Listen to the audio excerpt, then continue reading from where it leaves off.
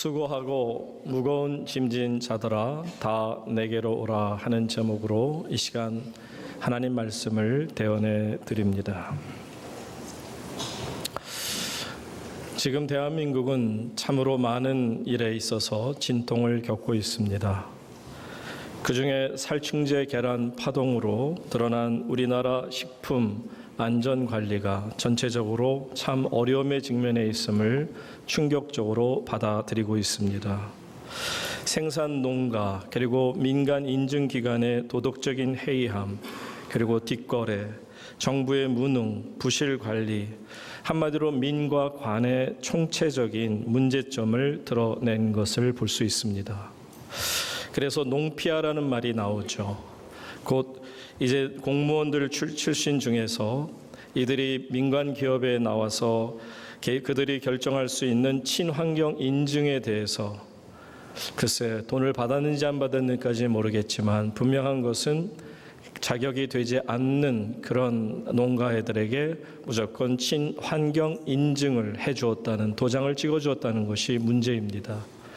우리가 예를 들어서 슈퍼마켓 같은 데 가서 마켓에서 이제 물건을 사려고 할 때 항상 보면 친환경 인증 마크가 있으면 뭔가 좀 든든하고 이것을 신뢰할 만큼 우리는 그렇게 살아왔다고 생각하지만 이제 뚜껑을 열어보니 그것 자체가 얼마나 허황되고 한심한 일로 전락하는가 보게 됩니다. 이제는 우리가 친환경 인증표를 보더라도 식약청에서 인정했다고 아무리 떠들어도 정말 백성들의 마음에는 이것을 쉽게 용인하고 받아들일 수 없는, 여러분 한마디로 먹거리가 문제가 되는 것이 저 비단 중국의 문제가 아니라는 것입니다. 아직도 후진성을 면치 못한 이 나라 조국 대한민국에서 일어나는 행태라는 것이 참 가슴이 아픕니다. 먹고 싶은 것도 제대로 먹을 수 없는 그런 삶을 사는 정말 대한민국 백성들이 너무나도 안타깝고 불쌍하다 하는 생각을 갖습니다. 여러분 얼마 전에 조선일보에서 현재 우리나라에서 직장 생활하는 셀러리맨들을 대상으로 조사를 했습니다. 얼마나 그들이 정신적으로 무거운 짐을 지고 있느냐 하는 그런 내용의 조사였는데 결론은 이겁니다. 이미 대한민국에 사는 모든 셀러리맨들은 한계를 넘는 심리적 압박감에 시달리고 있다. 참 무서운 결론이 아닐 수 없습니다. 이미 한계가 넘었어요. 한계까지도 아니고 이미 한계를 넘은 상태에서 너무나도 많은 심리적인 압박감에 둘러싸여 살아가니 하루하루 직장이 괴물같이 느껴질 수밖에 없는 것 아니냐 하는 것입니다. 살벌한 경쟁을 부추기는 이 세상, 이 사회입니다. 그곳에서는 조금만 한눈 팔면 금세 모든 면에서 뒤처질 수밖에 없는 정말 안타까운 일이 벌어지기에 신경을 곤두세우고 따라가도 헉헉대며 따라가도 제대로 따라가지 못할 그런 상황이 우리가 처한 대한민국의 직장의 형편이라는 것입니다. 이러다 보니 조직 안에서는 인간관계가 형성이 될 수가 없이 모든 사람이 다 내 적이고 내가 딛고 올라서야 되는 그런 적일 뿐이다라는 것입니다. 이것이 참으로 안타까운 것인데 한마디로 말하면 우리 대한민국은 살고 싶지 않은, 살만 나지 않는 그런 나라입니다. 이것은 제가 그저 감정적으로 드리는 말씀이 아니고 OECD 국가 35개국 현재 36개국이라는 말도 있습니다만 어쨌든 현재 2017년 8월달 현재 제가 파악하기는 OECD 국가 참여한 국가는 한 35개 정도 되는데 그 35개국 중에서 여러분들 아시는 것처럼 Better Life Index라는 더 나은 삶의 지표, 이제 물론 여러 가지 지표가 있는데 그 중에서 더 나은 삶, 그러니까 대한민국이 앞으로 시간이 가면서 지금보다는 좀 더 나아지지 않겠느냐 하는 소망에 대해서는 이 35개국 중에서 안타깝게도 가장 꼴등인 35위입니다. 우리 위에 러시아가 있고 그 위에 브라질이 있습니다. 물론 경제기구협의회에서 나온 거긴 하지만 이 정도로 지금 대한민국의 상황이 너무 안 좋습니다. 그것뿐이겠습니까? 마음 둘 곳이 없어. 하루가 다르게 바뀌게 되고 하루가 다르게 너무나도 끔찍한 일들을 많이 당합니다. 어느 경찰서장의 말처럼 스트레스를 풀 수 없는 방법, 스트레스를 풀 방법이 없다는 것 그 자체가 이 대한민국의 가장 큰 스트레스가 됩니다. 스트레스를 풀 수 있는 곳이 없다라는 거예요. 최근 몇 년 동안 이 대한민국에서 가장 많이 사용되어진 단어는 relax 내지는 healing 이런 단어가 많이 사용되어졌죠. TV 프로그램에도 그런 말들이 계속 나오는 것을 보면 이 relax라는 것이 relaxation 물론 명사하고 동사이긴 합니다만 어쨌든 이 relax라고 하는 이 단어가 이제는 한국말이 되고 말았어요. 한국 사람들이 정말 필요로 한 게 이 relax 하는 거예요. relaxation 정말 이 어떤 스트레스나 이런 압박감으로부터 좀 해방받기를 원하는 거예요. 안정되기를 원하는 겁니다. 그러다 보니 그쪽에 관심을 갖고 책도 그렇고 모든 일에 정말 오죽하면 요가같이 이미 인도 그 힌두교에서 나온 종교인데도 불구하고 그 요가 같은 것을 통해서 다른 종교를 통해서라도 음악을 듣고 앉아서 몸을 스트레칭하면서 심신을 단련하고 싶겠습니까? 그 순간만큼이라도 릴렉스하고 싶은 거예요. 그러니까 그런 요가 같은 종교에도 가서 앉아서 그런 음악을 들으면서 운동을 하는 이유가 다른 거 아니란 말이죠. 여러분 그만큼 한국 사람들은 이 릴렉스가 필요합니다. 너무나도 압박감 속에서 헤어나올 수가 없어요. 여러분 보십시오. 북한과의 관계 속에서도 지금 테이블에 거의 올라오려고 하는 것이 뭡니까? 주한미군 철수라는 얘기가 심심치 않게 미국에서 툭툭 던지듯이 올라옵니다. 언젠가는 이것이 심각하게 우리의 현실로 우리에게 다가올 수도 있다라는 거죠. 이런 정신적인 압박감, 안보적인 압박감, 우리의 먹거리까지 압박감, 도무지 이 땅에서 사는 백성들이 너무 불쌍해서 직장 다니는 분들도 보면 너무너무 안타깝고 학생들 보면 학생들도 너무 안타깝고 어떻게 이러고 살까? 어떻게 이렇게까지 각박한 삶을 살아가는 민족이 또 있을까? 경제적으로 11위, 12위까지 올랐다고 큰 소리 친 게 엊그제 같은데 아니 이렇게까지 사람들의 마음이 행복지수는 완전히 바닥을 치는 이런 나라가 또 있을까? 사랑하는 여러분, 너무 어렵죠. 너무 힘이 듭니다. 그래서 주님이 우리에게 오늘 이렇게 말씀해 주세요. 항상 듣는 말씀이라 생각하지 마시고 오늘 이 시간 나를 위로하기 위해서 이 백성을 위로하기 위해서 이 아침에 예수님께서 주시는 말씀입니다. 이 말씀을 여러분들이 아멘으로 받아들이면 여러분 안에 놀라운 역사 주의 평안이 임하게 될 줄로 믿습니다. 그 마음으로 함께 28절 말씀 다 같이 읽습니다. 시작. 수고하고 무거운 짐진 자들아 내가 너희를 쉬게 하리라. 예수님께서 수고하고 무거운 짐진 자들아 다 내게로 와라. 수고하고 무거운 짐을 졌다. 여러분 수고하고 무거운 짐을 지는 것을 생각하면 아마 예수님께서는 당시에 어떤 낙이라 소를 생각하셨는지 모르겠어요. 왜냐하면 제가 생각할 때 수고하고 무거운 짐진 자들의 모습이 예수님이 말씀하시는 것을 본다면 딱 제가 60년대 70년대 상도동에서 살 때 이 소마차, 우마차라고도 하고 소달구지라고도 하죠. 그 소달구지를 심심치 않게 봤습니다. 여러분 소달구지에 보면은 막 짐이 산더미가 쌓여 있고 그 앞에 끝에 걸터 앉아서 주인이 채찍질 같은 거 하나 갖고 우리야 이라 하면서 계속해서 끌고 올라갑니다. 그러면은 그 수많은 짐을 진 그 소가 낑낑대면서 그나마 평지에서는 그래도 이제 제대로 걷습니다. 그러다가 약간 언덕이라도 나오면 이 상도동 같은 데는 언덕이 상당히 많잖아요. 상도동이 서울에서 굉장히 지대적으로 높은 거 아시죠? 여기가 굉장히 언덕도 많고 항상 겨울에 미끄러지는 눈 나오면 여기 상도동 나옵니다. 그 정도로 언덕이 많아요. 그런데 거기에 마차가 올라간다는 생각해 보세요. 짐을 있는 대로 실으면 제 어린 나이에도 아직도 기억이 납니다. 그 소가 얼마나 힘이 센 동물입니까? 그런데도 불구하고 벌벌벌 깁니다. 그리고는 소 다리가 제 어린 눈으로 볼 때도 너무 연약해 보여. 막 다리가 이렇게 후두후두 떨리면서 한 발 한 발 옮기는데 너무 애쓰는 모습이 안타깝고 거기에다 주인은 뒤에서 자꾸 채찍질하지 자기 자신의 다리는 점점 힘이 풀리지 그러다 보니까 소가 마치 그 큰 눈이 얼마나 이쁜 눈입니까? 그 눈에서 눈물이 떨어지는 것 같은 생각이 들면서 어린 나이에도 너무 안타까웠어요. 너무 불쌍했어요. 아무리 동물이지만 참 너무너무 힘들겠다. 그러다가 혹이라도 너무 힘든 가운데는 얘가 다리가 힘이 풀리는지 소가 그 자리에 주저앉는 것도 보았습니다. 그러면 주인이 난리가 나죠. 내려서 고삐를 잡아당기면서 앞에서 막 끌어당기면 코에 고삐가 달렸으니 얼마나 아프겠습니까? 어쩔 수 없이 일어나야 되는데 짐은 무겁지, 다리는 풀렸지, 앉아서 딱 우는, 엉엉 울고 있는 소의 모습을 보는 듯 했을 때 너무너무 안타까웠죠.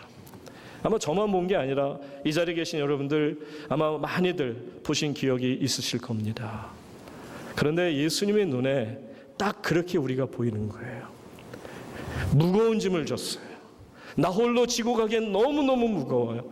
그래서 언덕길에 올라가다가 주저앉은 소처럼 낑낑대고 있는, 움머움머 울고 있는 그런 모습이 바로 저와 여러분 수고하고 무거운 짐자로 예수님께 보여지고 있다는 것입니다.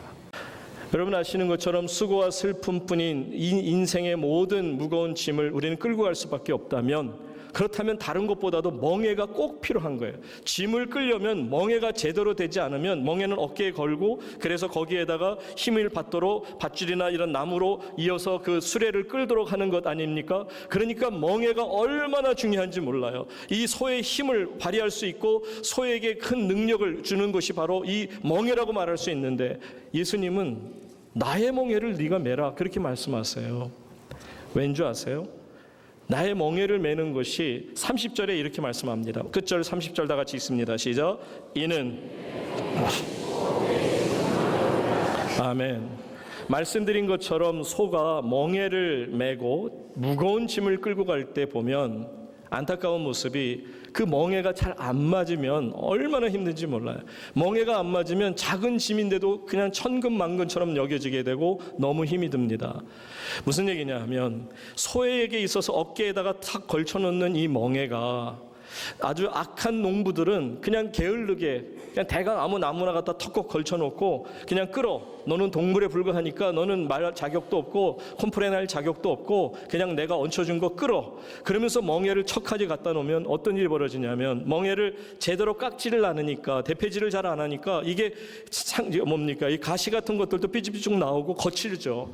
거친 부분을 소에다가 탁 끌고 계속 끌다 보면 이게 마찰이 되면서 여기에서 껍질이 벗겨지고, 그 다음에 그 나머지 가시 같은 부분이 계속해서 등을 찌르고 어깨를 찌르다 보면 거기서 피가 나오는 것입니다. 소가 얼마나 힘들겠어요? 얼마나 아프겠어요? 그렇지 않아도 짐이 무거워 죽겠는데 다른 짐보다도 사실은 이 멍에가 너무너무 무거운 것입니다. 너무 괴로운 것입니다. 힘이 든 거죠. 그러니까 아주 멍에를 벗어버리고 죽음을 통해서라든지 아주 내 멍에를 다 던져버리고 싶은 것이 그 심정 아니냔 말이죠. 근데 예수님 뭐라고 그러시냐면, 그러지 마. 네 멍에는 내가 벗겨줄 텐데 대신에 내 멍에를 매. 그래야 네가 그 많은 짐을 끌고 갈 수 있어. 여러분 보세요. 이 멍에가 예수님의 멍에라는 것은 한마디로 right fit, 가장 적합한 그런 모양으로 틀을 딱 갖췄어요. 선한 농부는요 그냥 아무 막대기나 가서 척하고 소의 등에다 걸치지 않습니다.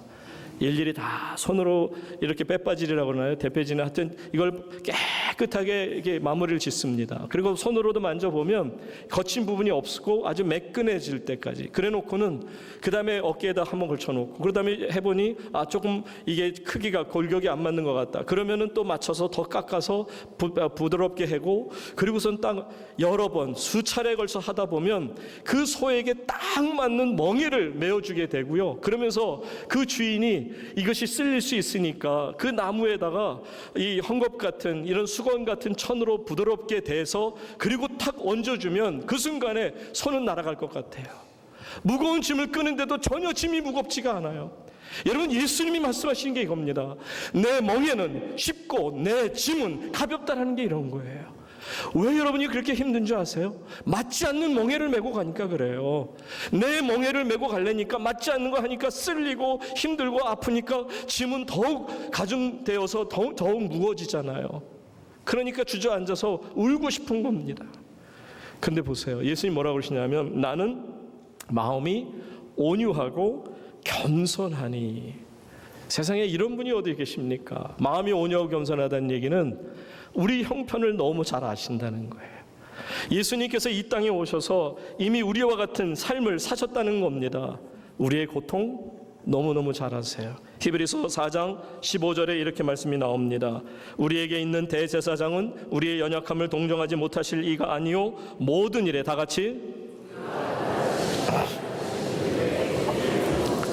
우리와 똑같이 뭘 받았다고요? 시험을 받으시되.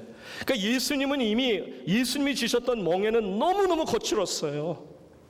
예수님 멍에가 너무너무 힘들었던 겁니다. 그래서 예수님은 다른 것보다도 이 소들에게 정말 필요한 것, 이 백성들에게 필요한 것은 나의 멍에를 매게 하겠구나. 예수님께서는 자신이 정말 이 땅에 계실 때에 거친 멍에를 메고 너무 힘들었기에 하늘나라의 하나님 우편 보좌에 앉아 계신 예수님은 우리의 멍에를 일일이 깨끗이 만들어서 너무너무 가볍고 너무너무 아름답도록 내 어깨에 가장 적합한 것을 얹혀주시며 이제 한번 달려보아라. 어디서 힘이 나는지, 웬 힘이 이렇게 나는지, 예수님께서 내게 메어주신 이 멍에가 있을진데 마음이 온유하고 겸손하다는 것은 그만큼 우리를 이해하신다는 거예요. 여러분 사시다 보면 그러잖아요. 당신 그런 말 함부로 하지 마세요. 내 입장 대봤어요? 내처럼 이런 경험을 했습니까? 내가 이런 아픔 당하는 걸 당신이 당해봤어요? 사람들이 이것을 아무리 얘기해도요, 자기가 한번 당하지 않으면 사람들은 잘 안 믿어요. 잘 들으려고 하지 않아요.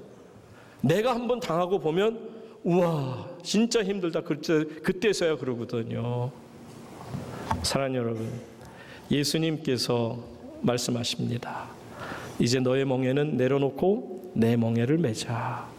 내 멍에는 쉽고 내 짐은 가벼우니라.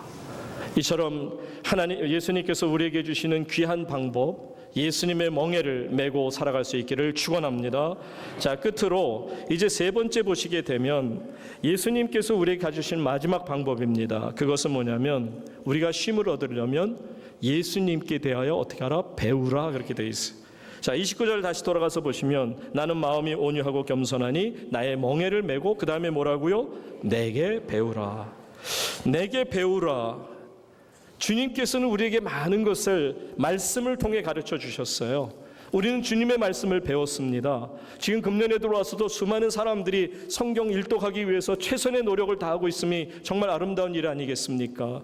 우리가 하나님의 말씀을 통해서 주님을 배우기를 원합니다. 그런데 주님이 뭐라고 그러시냐면 내게 배워라. 내게 배워라. 요한복음 13장 15절에 보시면 예수님은 그냥 막연하게 내게 배워. 그럼 뭘 어떻게 배워요? 그런데 예수님 뭐라고 그러신지 보세요. 내가 너희에게 행한 것 같이 어떻게 하라?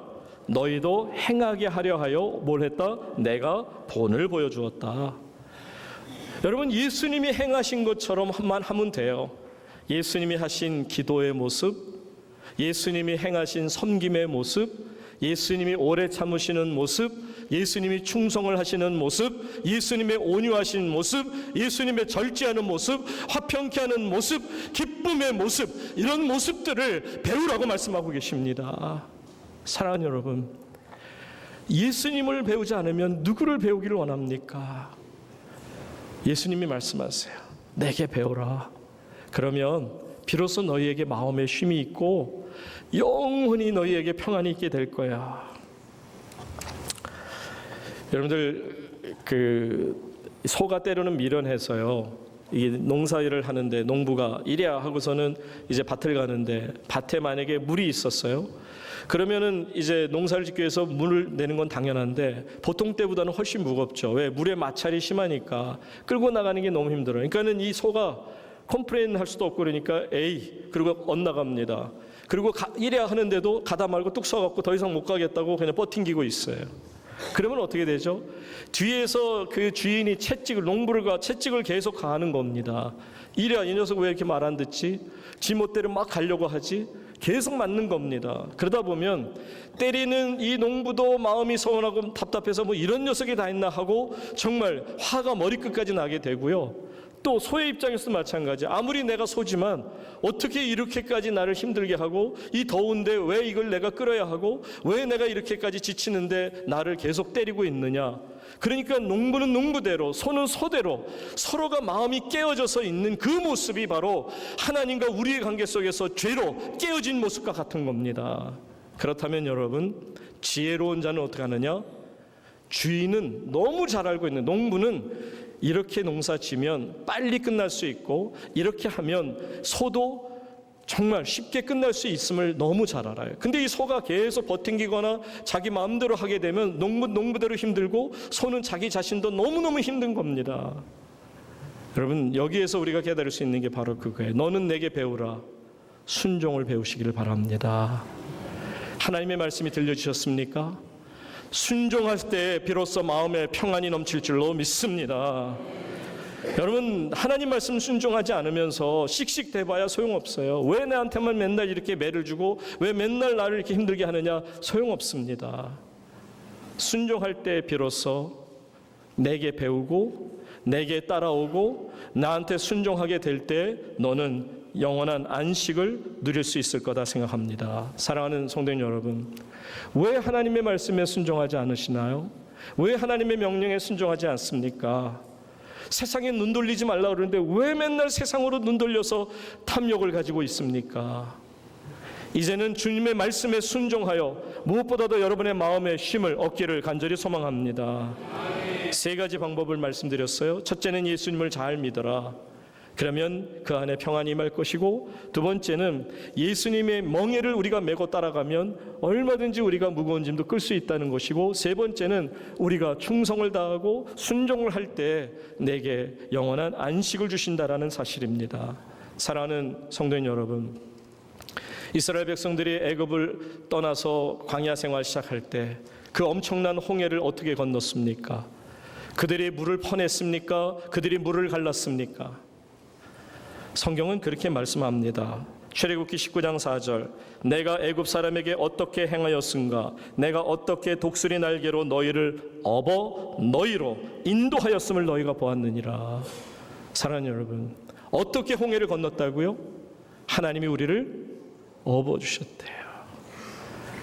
애기들은 아빠, 엄마가 업어주면 제일 신납니다. 아빠 등에서 지도를 그릴 망정 너무너무 행복한 거예요. 아빠, 엄마 등, 엄마 품 냄새만 맡아도 막 황홀한 겁니다. 그러니까 쌕쌕 잠이 들죠. 아무리 험난한 곳에서도 엄마 품만 있으면 아기는 전혀 걱정 없어요. 부모들은 걱정이 있을지 모르지만 아기가 엄마 품에 안겨 있는 순간에는 그곳이 어떤 곳이든 상관하지 않아요. 마음에 쉼이 있다라는 거예요. 바로 주님이 우리를 어떻게 하셨다? 업고 가셨습니다. 그렇기 때문에 마지막으로 여러분 보시는 것처럼 시편 68편 19절 보시면 다 같이 읽고 마칩니다. 시작.